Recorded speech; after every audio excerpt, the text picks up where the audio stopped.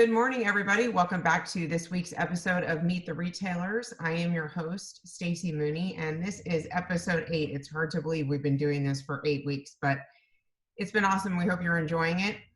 As always, we have 3 incredible guests for you this morning. I hope we have 3. We have 2 right now, and we know the third one's coming, so hopefully he will pop on in a second. I'll go ahead and introduce to you the 2 guests that we have now, and maybe if we're lucky, the third guest will pop up. And there he is. It's like magic.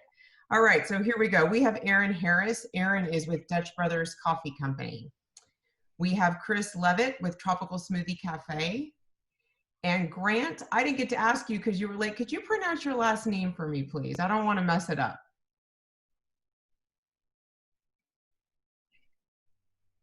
Sure, it's Gittinger. It's like the U's not there. Gittinger. Okay, got it. Yeah, I told Erica 2 different versions, and neither one of them were accurate. So I'm glad that you were here to correct me.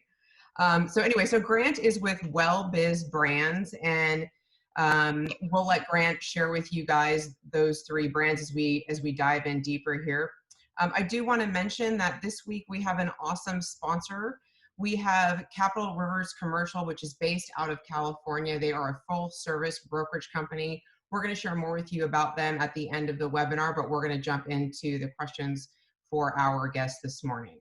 So, like every week, we're going to start off with talking about your brands, a little bit about the history of them and your role at your respective companies. And Chris, I'm going to start with you. If you could just share with us a little history on Tropical Smoothie Cafe and your role there, and any other kind of interesting facts about the brand to start us off, that'd be great. Sure. So Tropical Smoothie was actually born on a beach in Florida more than 25 years ago. Started out kind of as a family-owned and run operation, and over the years it's just kind of steadily expanded, mostly through franchising. We only have 1 corporate location. Really spread across the entire United States, locations in, I think we're in 45 states now. Really been aggressively growing for the last 3 or 4 years, adding more than 100 locations a year. And we're looking to be really close to that number this year as well. But that's kind of the brief history, at least, of Tropical Smoothie Cafe and who we are. We have 850 locations open now. Fantastic. And so your role with Tropical Smoothie Cafe, what you cover in terms of territory and? Yeah, sorry, I missed that one. So I'm the vice president of real estate. So my role is to lead the real estate team across the whole country. I have 4 members of my team, 2 senior real estate managers and 2 real estate managers that each have a different section of the country that they handle and support our franchisees. So our role really is to take the franchisee from executed franchise agreement all the way through executing a lease and being ready to start to go into the construction process. Awesome. Thank you. Okay, Aaron, I'll ask the same questions of you. If you want to just tell us a little bit of history about Dutch Brothers Coffee, your role at the company, and the territory that you handle, please. Absolutely. Dutch Bros Coffee was started in 1992 by Travis and Dane Boersma in Grants Pass, Oregon. They were dairy farmers, and the EPA had required them to make some major changes to what was happening on the dairy farms, and they couldn't afford to do that. And they decided to get into the espresso business. And first start was literally a small cart built in the corner of a shopping center in Grants Pass. And since 1992, we've expanded to almost 400 locations. 240 of our locations have been built and operated by our franchisees. We are currently looking to expand to at least 800 units by the end of 2023. My role is Vice President of Development, responsible for real estate construction and facilities throughout the nation. Currently focused primarily on the Western United States. Thank you. So both of you guys have the whole country under your belt. That's a big territory. Correct. Okay, Grant, you're up. Small world. This is very small. Grant, you're with Well Biz Brands, as I mentioned at the introduction, but you have 3 brands under that umbrella. Is that correct? Yeah, so think of us as a portfolio of franchise companies. A lot of them have similar but unique real estate focused attributes that we look for when we try to grow. The shared services approach that we deploy enables us to be able to provide a certain caliber of team and size to each of the brands, and to leverage the experience we have from each of the markets that we play in, from the GCs that we work with, the brokers that we have, all of our external vendors and internal teams. It enables us to better suit each company that we're trying to grow with. We have over 640, I think it's 643 stores throughout the country. Each brand is coast to coast. Each brand is just for our, sorry to interrupt you, but just for the audience who doesn't know, what are the 3 brands that fall under WellBiz Brands? Could you just highlight that real quick? Sure. Thank you. So the 3 brands are Amazing Lash Studios, Elements Massage, and Fitness Together.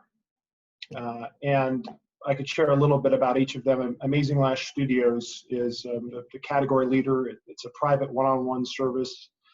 Eyelash extensions is the fundamental business from which it's been grown. We have a fully dedicated innovation team that is leading industry research and product improvement. And I think we're just about to deploy our Lash Simulator online, which is an online and app pre-service tool to help people understand what they want before they get there. Elements Massage and Amazing Lash have about the same unit count, over 250 stores throughout the United States. Elements is private therapeutic massage. It's a hyper-focused business, excellent best-in-class licensed massage therapists. This brand generally appeals to property owners because we have a very straightforward business versus many other operators and different types of brands across different segments of the industry that offer a lot more than just one. And that can be said as well for Fitness Together.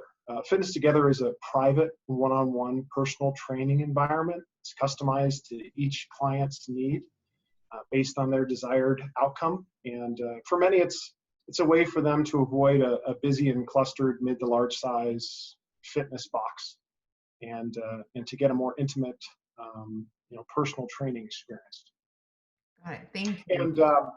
And sorry, I'm the vice president of real estate. So my position manages real estate analytics and the construction teams at WellBiz Brands. I'm responsible for market growth prioritization and real estate operating plans for each brand. Got it. And in terms of your region, it sounds like you're like the other 2 gentlemen, you kind of cover it all. Is that fair? Yeah, we've got the best team I've ever worked with in my career here at WellBiz Brands. Over 8 people across real estate, design, construction, and our franchise sales professionals who just are wonderful to deal with. And we've been met with a lot of success in the last few years. And I've been here for a year now as an employee. I spent a year consulting as WellBiz was acquiring the Amazing Lash Studio brand. Got it. Well, congratulations for finding what sounds like an awesome home to work at. Chris, I'm going to come back to you. Forgive me, you may have mentioned this, but I just want to clarify. Our audience always asks the question about franchise-driven versus corporate-driven locations. Can you just tell me again how many units are corporate versus franchise, or if they're all franchise? Sure. We're predominantly franchise. So we have 1 corporate location near our corporate office in Atlanta. Everything else is franchised.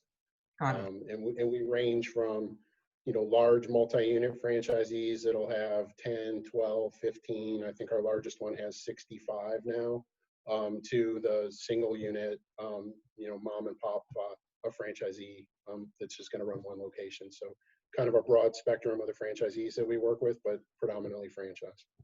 Got it. So you said corporate space in Atlanta? Yes. Okay. We thought maybe by your background that you were in the tropics. We wish. It actually used to be based in the panhandle of Florida and moved to Atlanta probably 8-9 years ago, the corporate office. So. Gotcha.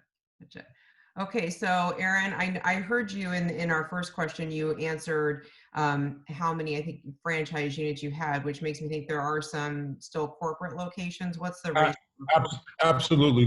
The majority of our growth as a company is for corporate-owned locations. This year we'll open 60. We'll open 55 corporate locations and probably 15 franchise locations.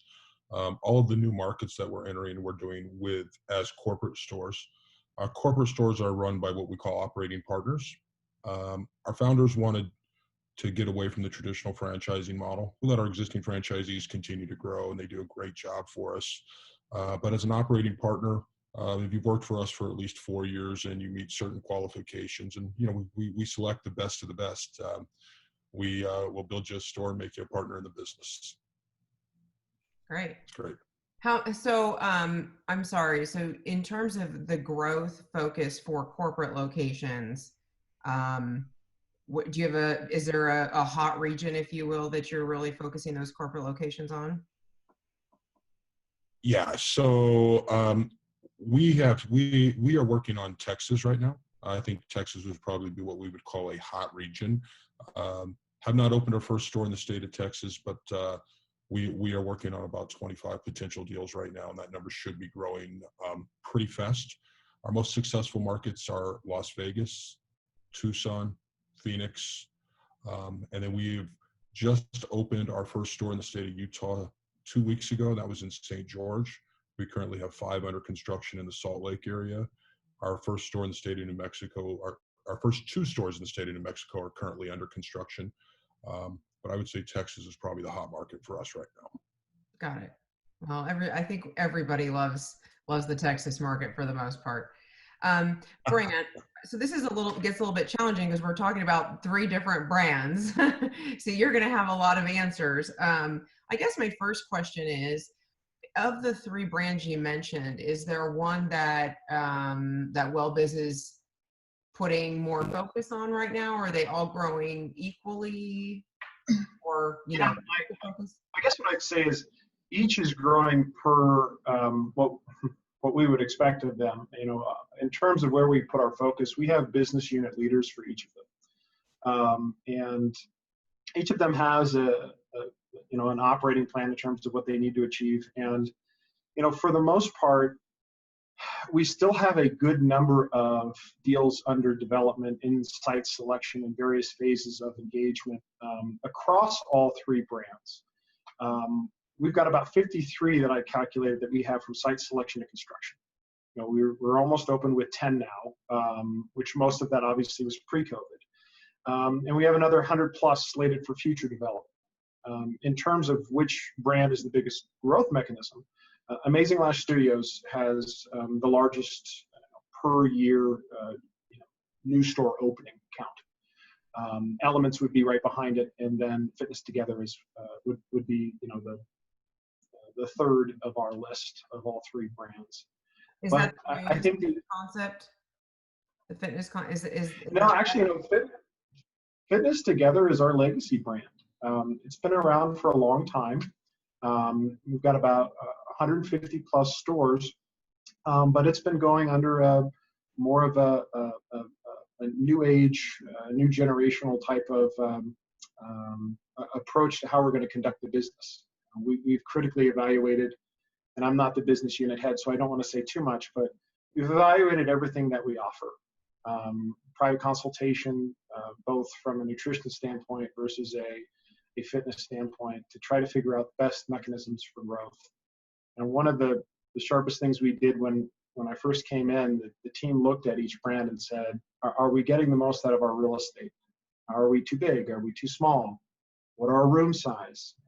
What are the FF&E packages looking like per brand? And how are our professionals being able to get the most out of the real estate? And we have taken a very hyper-focused approach, and I would say equally across each brand, to try to figure out the best mechanism for growth. And a lot of that has to do with our layouts.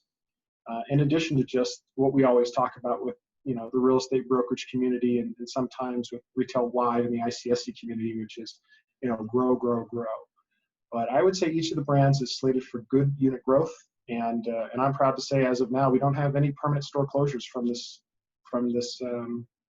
terrible pandemic that we're experiencing. Not that if it doesn't continue, we're not all at risk for something. But right. Each of the brands is holding strong. Well, you gave me the perfect segue to go into our next question. So of course, this series was born as a result of COVID and all of us staying at home. So we can't, have an episode without talking about the impact of COVID on our guest brands and business. So it does feel, at least from my perspective, I'd be interested to hear from you gentlemen, that it is starting to feel a little bit better out there, maybe a little more optimistic and hopeful. But want to talk just briefly about any changes that have been implemented by your brands in response to COVID, and anything that you have implemented that you will keep in place that you've kind of learned as a result of COVID that maybe didn't exist prior, but now you're doing it and you're thinking, your brand's thinking, wow, this is really working, so we're gonna stick with it. So Chris, I'll come back to you. Just if you can share what Tropical Smoothie Cafe has done in response to the pandemic and all that good stuff. We'd like to hear from you on that. Sure. Obviously that it created a lot of challenges initially. A majority of our cafes are more inline or end cap with no drive-through, and so trying to find new ways for consumers to interact with us and really give them a great opportunity to still come to the brand, still participate with us, but make it easier for them. So for us, the initiatives have all been about accelerating the rollout of digital platforms. So being able to make sure that all of our cafes are on third-party delivery, having a branded TSC delivery capability, really enhancing the app and introducing curbside carryout. All of those things were not in place across the system when the pandemic started. They're all in place now. And elements up and running for our cafes. And we can see the performance and the sales performance of the cafes growing with each new initiative that gets added. So, first was curbside carryout, then third-party delivery, then now really the introduction of the app and a lot more technology behind it. Those things have really helped drive the performance of the cafes, and our franchisees have responded unbelievably well in this time period, really rallied around a couple of causes that I think have helped us make it through as well. Our CEO put out a challenge early on in the process to try to give away 100,000 smoothies to first responders. And our franchisees were so aggressively embracing that, we actually ended up at more than 225,000 smoothies given away to first responders. And that inspired our marketing team, really our team as a whole, to come up with the idea of, well, why just first responders? Why can't we make it to all of the consumers? So a couple weeks ago, we launched our Million Smoothie giveaway to consumers. And our franchisees have really embraced that, responded very well to it. And the idea is creating just a few minutes of escape in this environment has been incredibly important for folks. And it allows our franchisees to give back and to have the positive feeling of being part of the community and helping folks who are really, really putting in a ton of effort to help us get through this pandemic. And at the same time, do something that just helps us make us feel good as well. That's great. Are you in terms of and we're gonna talk in just a minute about prototype and attributes of a perfect location for all of you, but I'm just curious in terms of what your footprint looked like prior to COVID versus going forward. Are there any adjustments that are happening to that? So you're building a new store 6 months from now. Does that look different than what it did 6 months ago? I'm not sure that we've landed there yet. There's a lot of discussion going on around what should it look like and what are the enhancements. Certainly some of the things from a safety perspective, removing table tents and single-use items off the tables and things that consumers can grab and go from the cafe are kind of being pulled behind the counter. All of those things are important elements from a safety perspective. really where we're focusing a lot of our energy is what do we need to do differently to continue to enable curbside and third-party delivery and kind of that grab and go consumer who wants to just come in, get their stuff, and leave the cafe quickly. So how do we morph what we're doing to enable that, make it easier, simpler, safer, faster for the consumer? That's going to be an element to it. I will say that from a pure real estate strategy, I think there are two elements that are going to be much more important for us is the drive-through, which I've heard on multiple retailer I was live waiting for that. retailers. Yeah, it's a common theme. So drive-through is going to take on increasing importance. In addition to that, dedicated parking for curbside is going to be a really important component of what we're looking for going forward. Gotcha. Thank you. Aaron, your turn. So I actually had a guest email a question specifically for you, and I think it's, probably applicable for all of our guests, but I'll ask you because I think it kind of ties into this. They're curious about your sales and if they have increased since March 1st.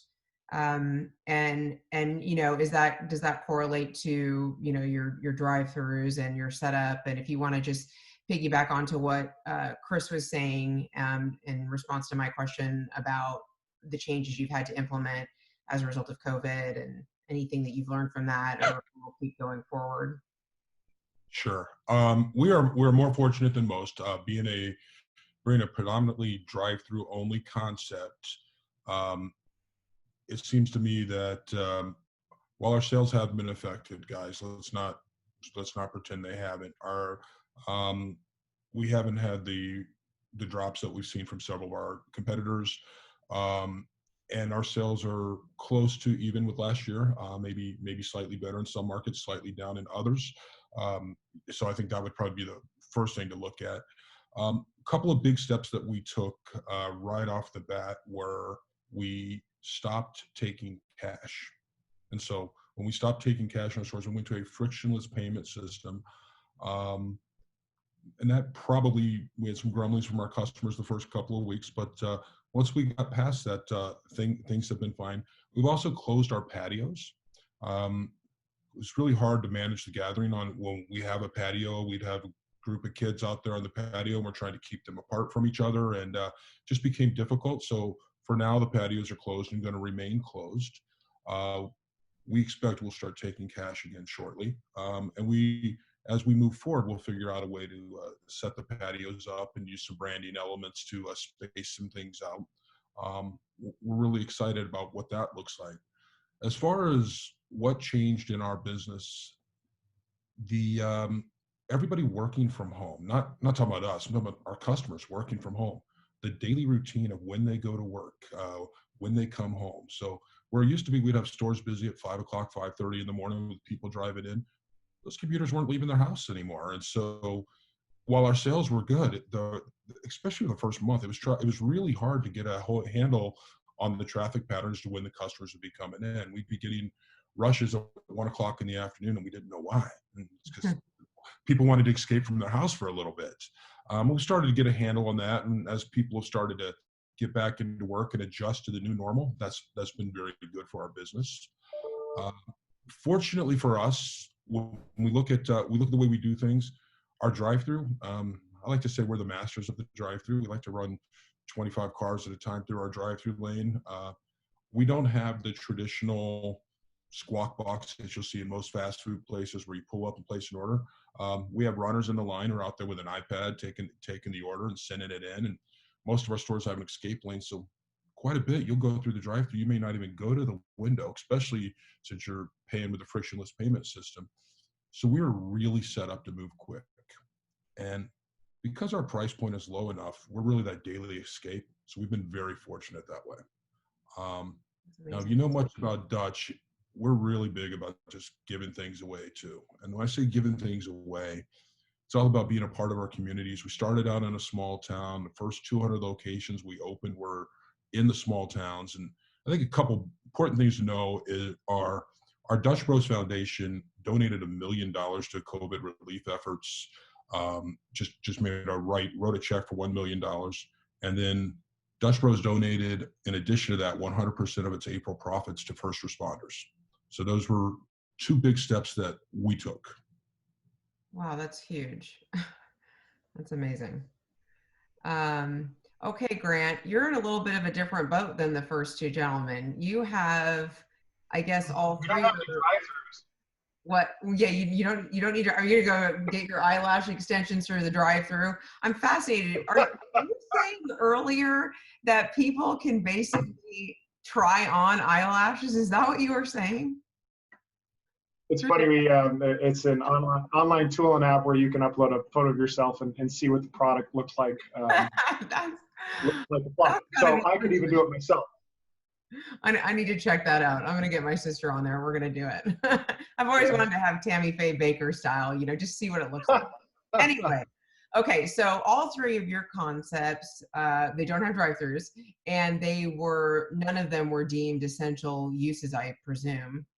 Well, it's interesting, each of the brands, you look at almost 50% of our portfolio being open as of this week, right? You've got Amazing Lash, just over 60%, Elements almost at 50, and Fitness Together at 28. You look at Fitness Together, by example, at private one-on-one personal training, a smaller box, 1,300 to 1,800 square feet. And we still got lumped in with general fitness, despite the fact that we all believe that we could better combat the safety concerns of what this environment is. But that said, each brand has a different plan because each brand is different in their service offering. I think something that's very helpful, and you'd probably expect this from Elements, of course, but maybe not from Fitness Together or Amazing Lash Studios.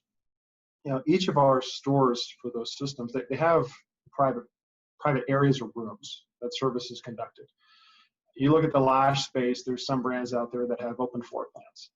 And our ability to be able to manage the safety concerns, the cleanliness of the studios, customer flow for Amazing Lash, I think gives us a leg up on coming out of this as strong, if not stronger than what we went into it as.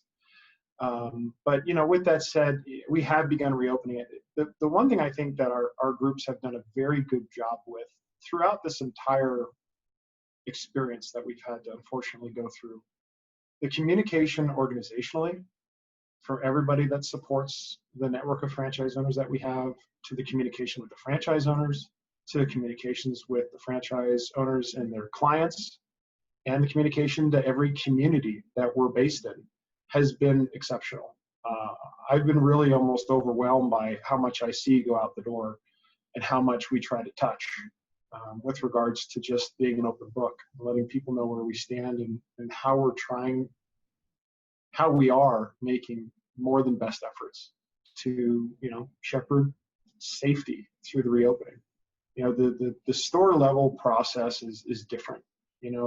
There's all sorts of different check-in processes and cleaning procedures, which our businesses are working to implement. And we're implementing new things as we open, because this is a fluid environment. Things are changing. Some markets are going to be more affected next month and less affected in other places. We've created a good support structure, I believe, and that's very important. In terms of, long term, it is a question we have with our design team. What do we need to do of our portfolio? Is there an optimization piece? What are the go-forward designs of us for every new store? Is there something that, because of this, we're going to learn and going to have to deploy in our design? Is it size? Is it functionality? And so there's a lot that's being discussed right now. And again, I think the communication piece from WellBiz to the franchise store owners to the communities and customers has been exceptional. I'm sure they appreciate that. We talk about this often, but that's one of the many benefits of choosing a franchise system or group is obviously the support, right? I'm sure that your group feels that way. I want to jump into site criteria for all of you. And I want to let our audience know, you guys, every week we send the criteria, contact information, etc., out to you. We do it every week. Usually it's Friday afternoon. I do get emails from you guys saying, hey, I'm still looking for the site criteria.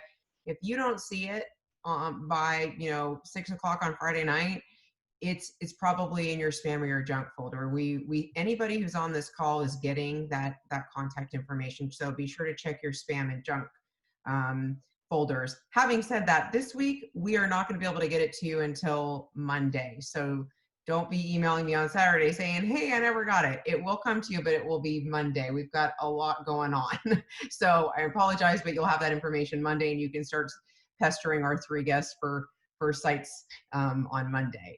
Okay, so with that, Chris, I want to jump to you, and if you could just share with the audience what makes a great tropical smoothie cafe location, from the obvious typical size, preferred demographics, co-tenancy, type of shopping center, etc.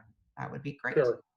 Sure. So, prototypical size, 1,500 square feet is ideal. We'll go as small as 1,000 up to 1,900 square feet, just depending on the economics. Ideal for us, we've really got a model that allows us to do a freestanding building if the economics make sense. End cap drive-through is also a preferred option. End cap without a drive-through would be next, and then inline in and out parcel would be the kind of the third place finisher. After that, it's got to be a really powerful center for us to consider going inline off the street.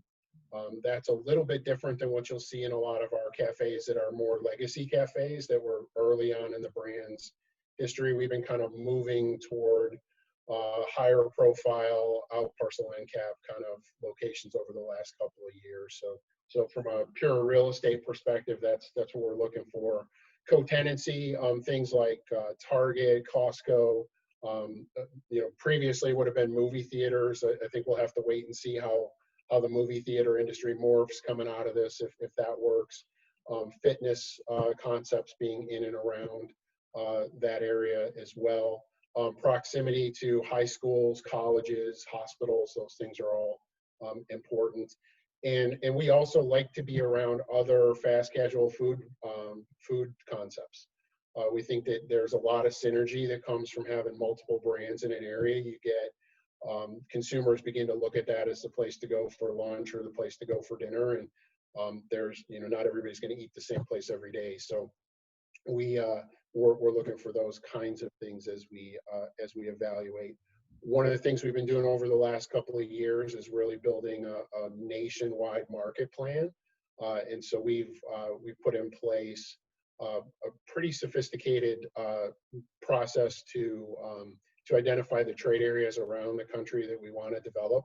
We use that really all the way from franchise development, so it allows us to say, in this market, we're going to plan to build 50 locations. Here's where we plan to build them. Let's go try to sell them that way. We start from there, and it really guides everything we do from a real estate perspective as well. So what that also allows us to do is when we get sites submitted to us, we're able to very quickly bounce that against our market plan and say, it fits our market plan, it fits our criteria, this site might work, let's go pursue it. Or it doesn't fit our market plan or doesn't fit our site criteria. So one of the things the real estate team really tries to do very quickly is respond when we get sites sent to us, does this work for us or not, so that folks know and they can move on. But that's really for us, that's kind of what we're doing from a real estate perspective. Thanks. Question, do you care about what side of the road you're on? No, we're not really. It's not really AM, PM kind of business. We're actually more middle of the day. Lunchtime is kind of our peak. And so being on, as long as it's easily accessible, I mean, it's all the stuff that you look for typically, right? Can consumers get to it easily? Can they see it? Those types of things, but AM, PM doesn't really matter for us. Okay. And then also, I'm just going to ask you, what is your core customer look like?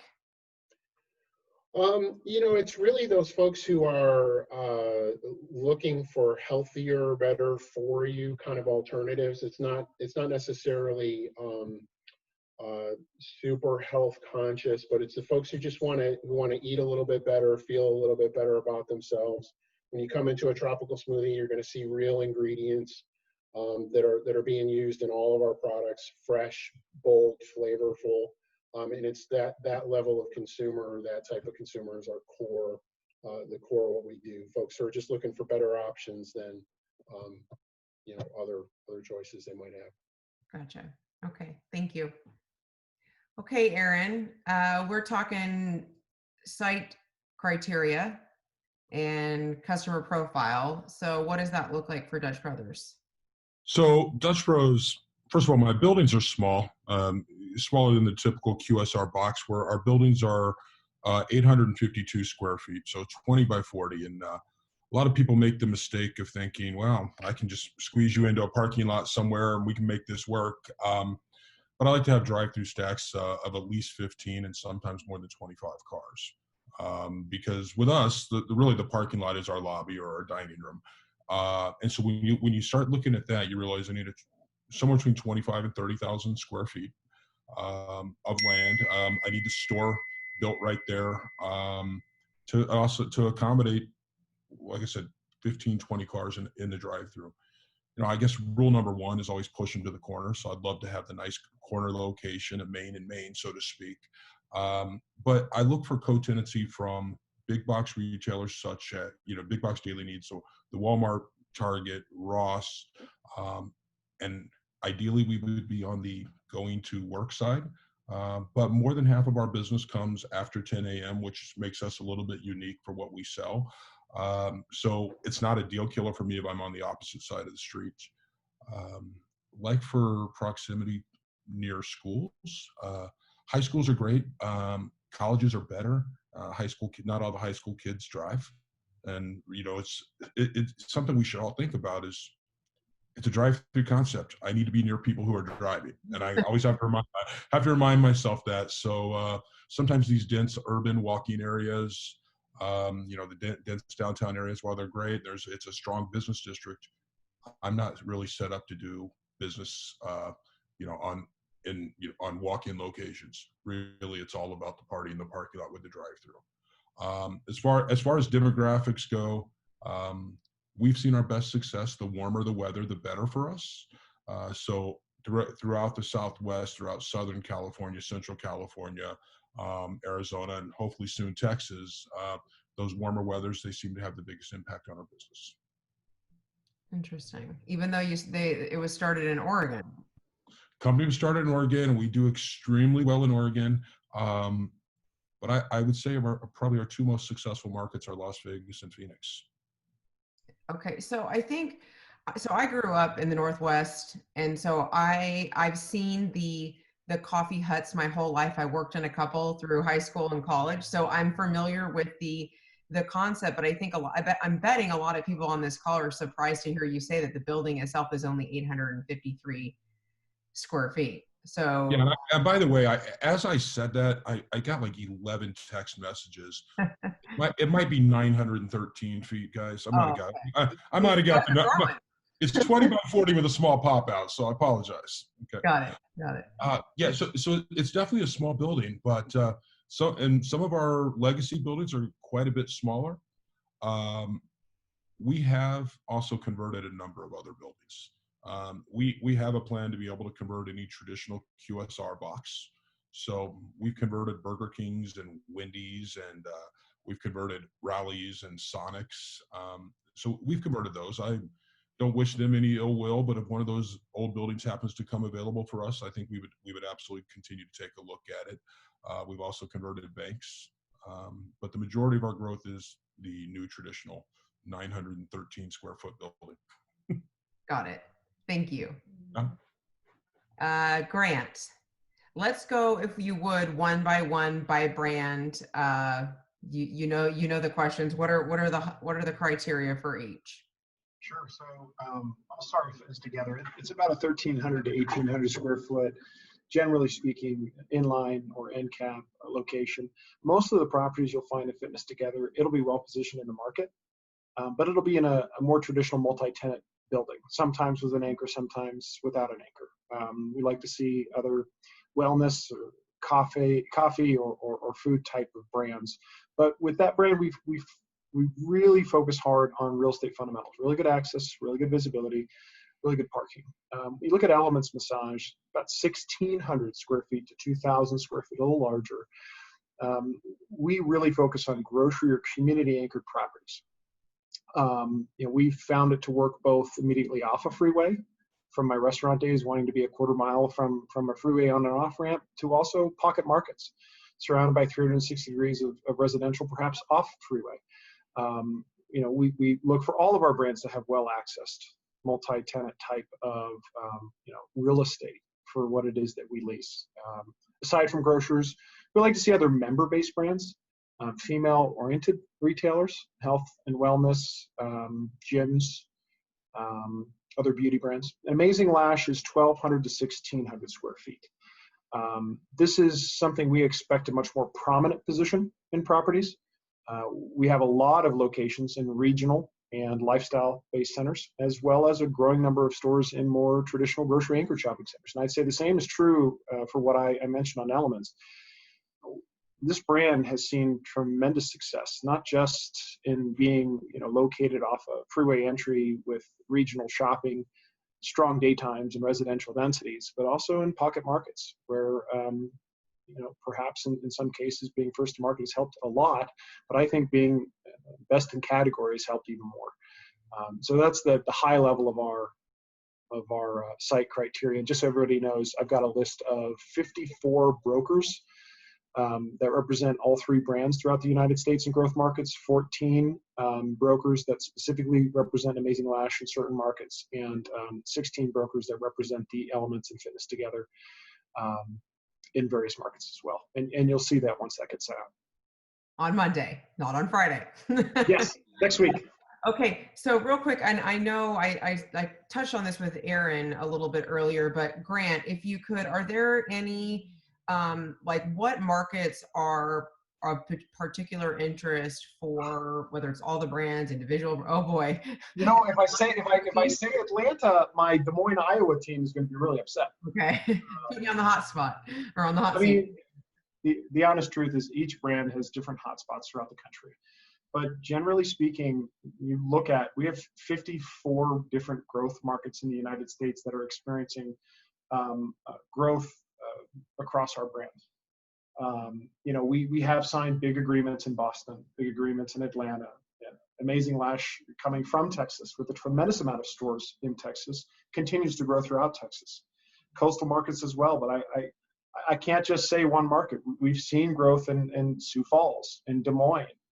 We're starting to touch markets that we're really excited about, and out of the gates, they've been performing well. And I'll just say to everybody, you don't have our site criteria, you don't have our contact, realestate@wellbizbrands.com. You can start flooded, my friend. You better get those filters on.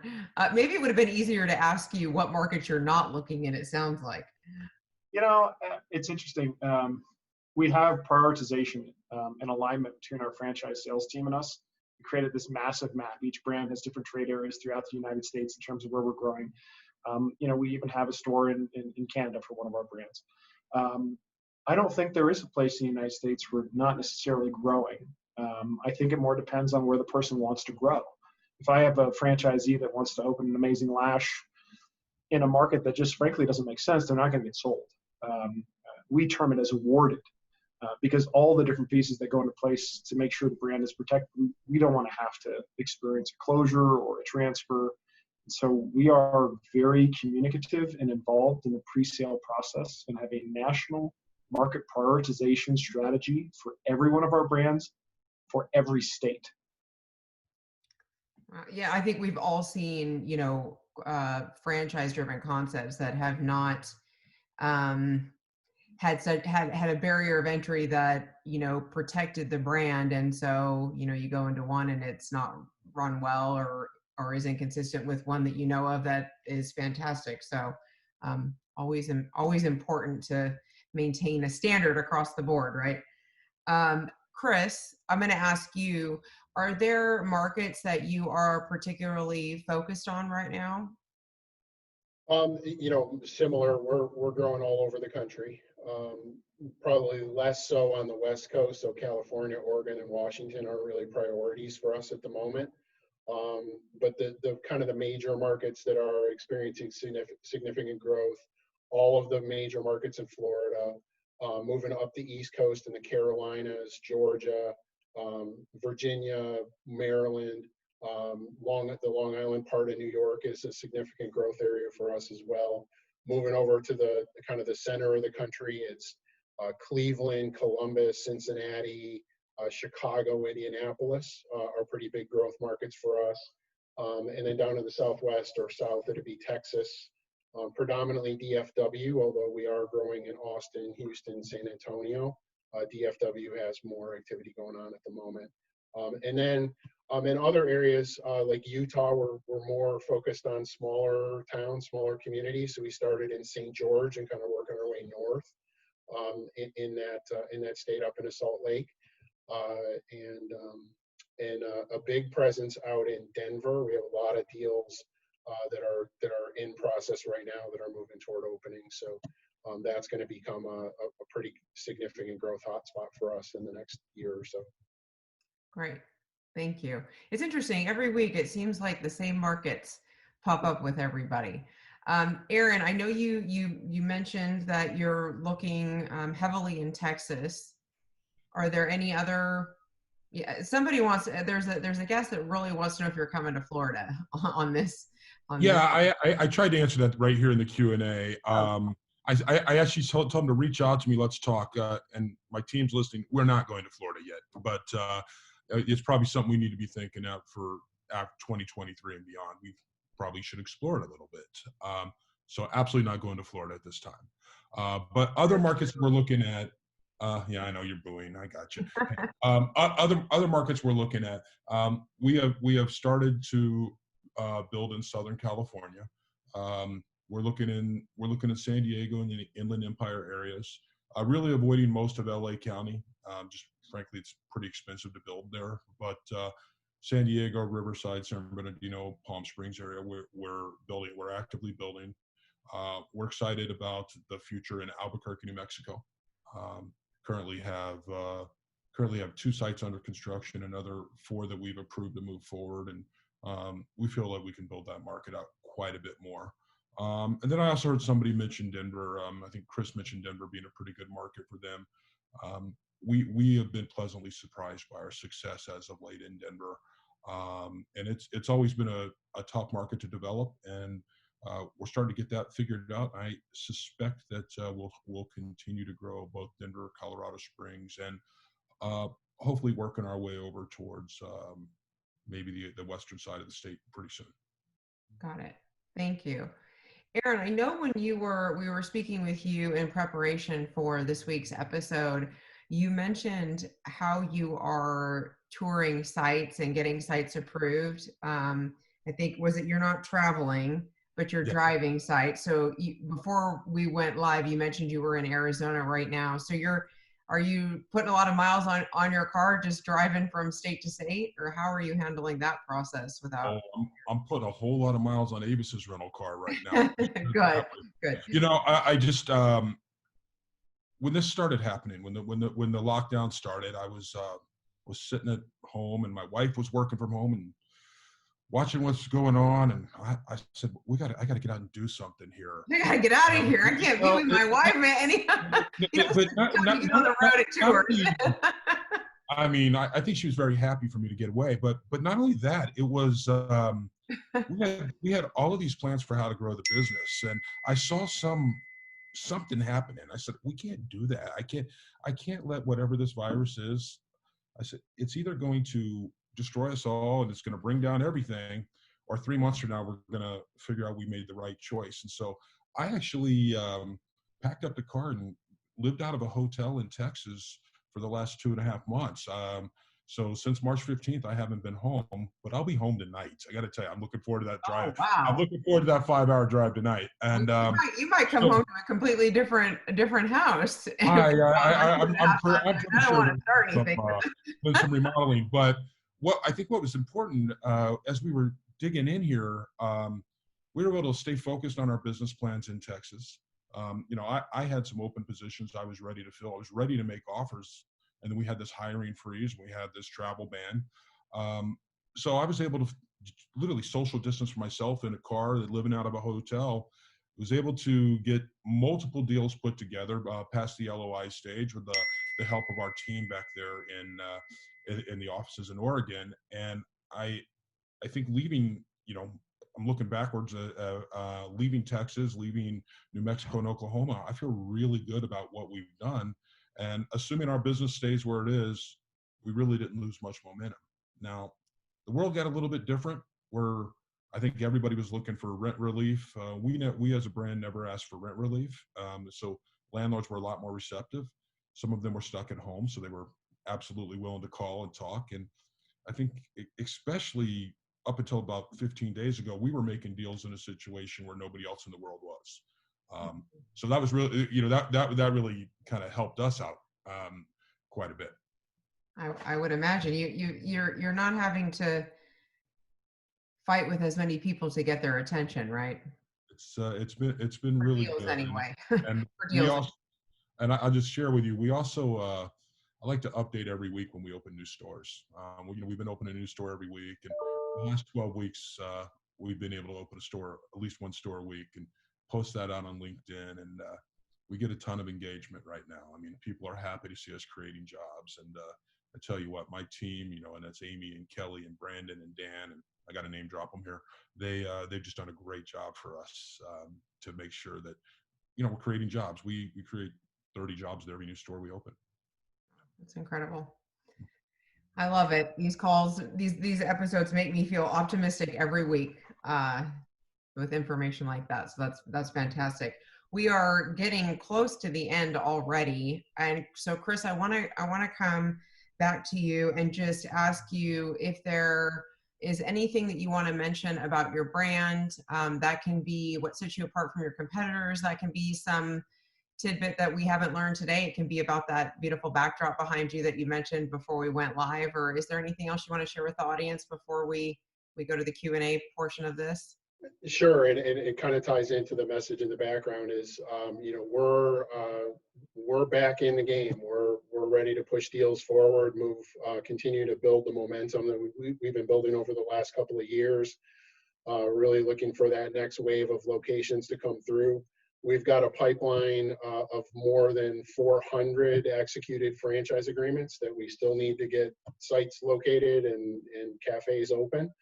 So we've got a really healthy pipeline of deals to work, more people signing every week. And so continuing to be strong in this environment, continuing to press forward. Our franchisees are excited about continuing to grow. One of the greatest things I think coming out of this is the number of franchisees who have reached out to us, to existing folks who've said, we're ready to go do the next one, even in this environment. It says a lot about how they feel about the brand, how they feel about the support that they receive from us during this time, and how excited they are about where we're headed. So we're really excited to get things moving again. We did pause a little bit. One of our pivots was to really help our franchisees and make sure that they made it through this time period. So we did do a lot of rent relief work, and always trying to be consistent with our core values. One of the values is relationships rule. You read some of the articles in the way that different brands chose to approach the rent relief discussion.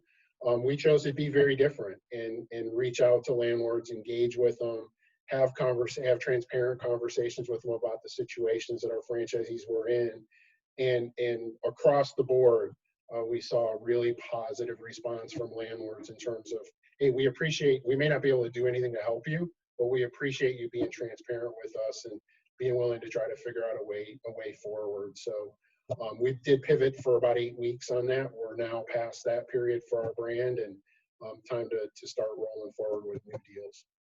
Looking forward to getting back to that. I know everybody on this webinar is thrilled to hear that.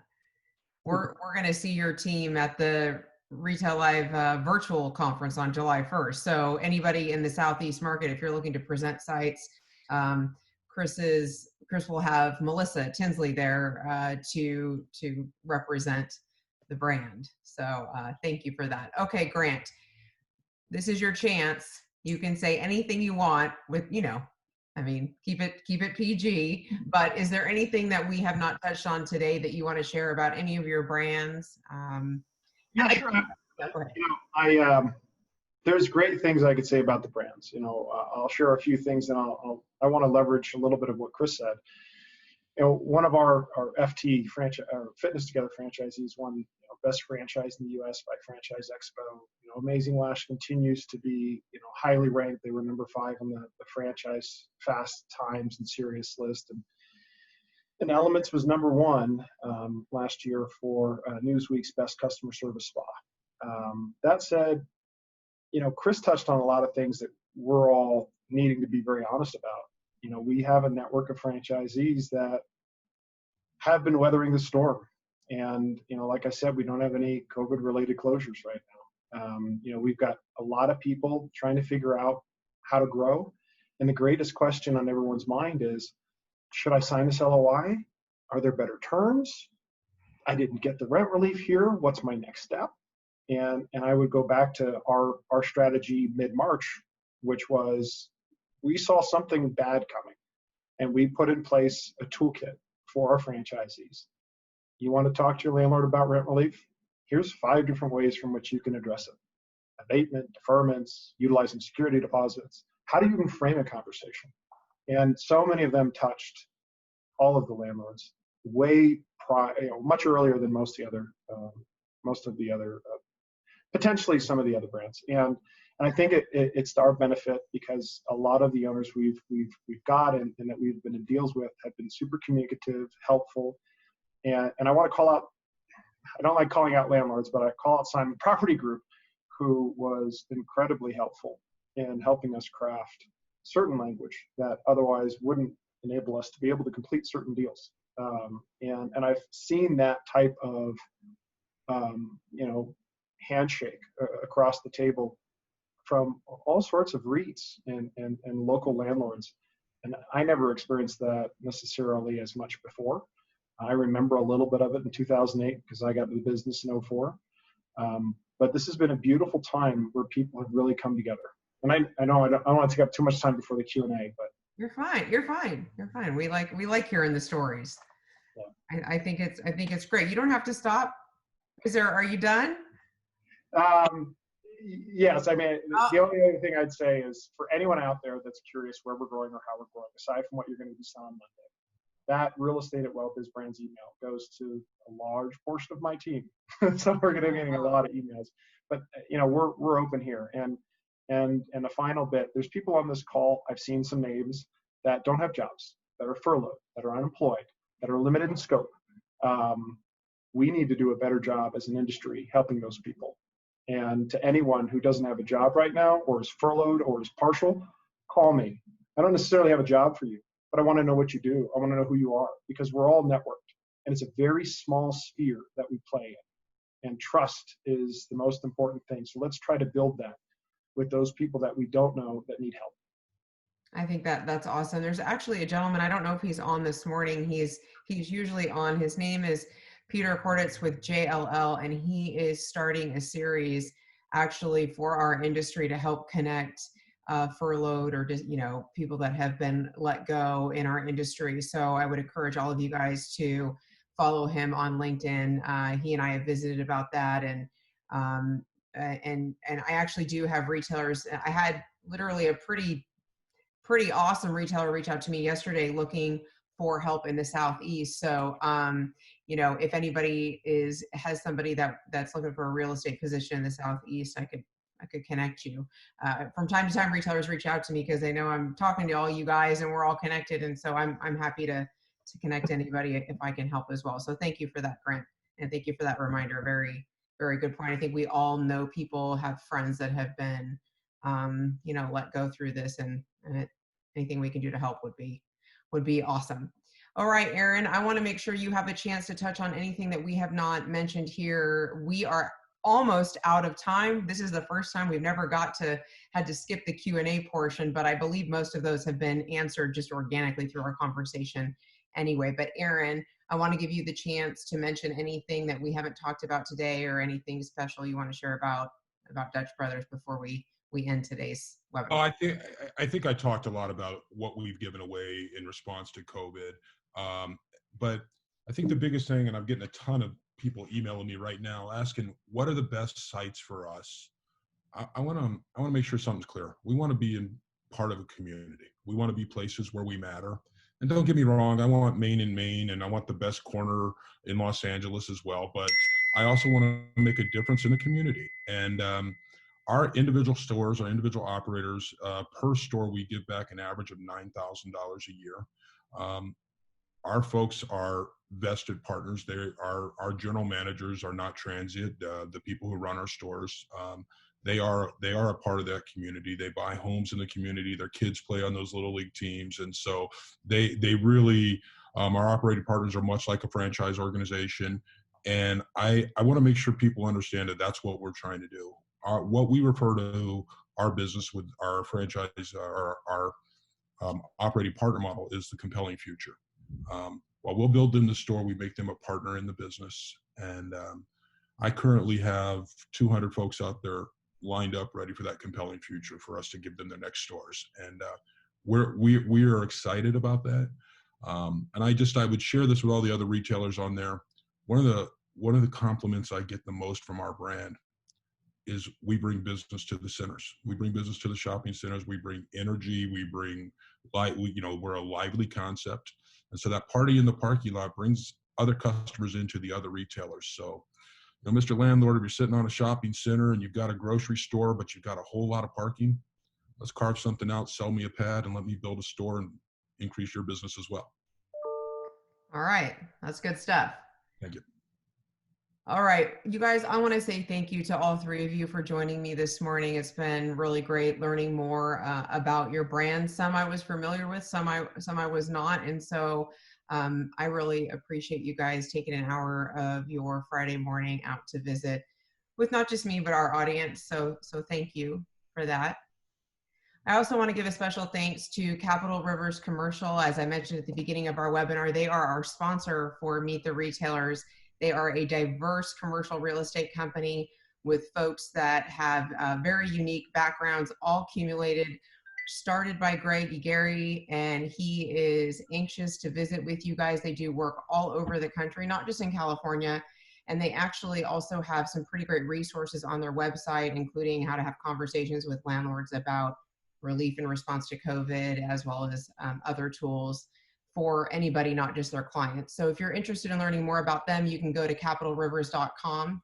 And we thank all of you again for joining us this morning. If you like this week's episode of Meet the Retailers, I hope you will join me and my next three guests next Friday at 11 a.m. Eastern Standard Time. Register for that webinar at retaillive.com by clicking the events tab and scrolling down to webinars. Also, I want to remind everyone on the call that we are having our first ever Retail Live virtual conference on July 1st. That will cover the Southeast market. It is limited to 500 people. We already have over 30, I think we're at 35 retailers signed up. We have a capacity of 50, and we're going to hit that number, I think, by next week. So if you want to meet with retailers one-on-one virtually, I encourage you to sign up. The price increases tomorrow. So today is your final day to get that discounted price. All of that is at retaillive.com. I hope you guys have a great weekend, and we will see you next week. Thanks again to our guests for joining us. Take care. Thanks, Tracy. Thank you so much.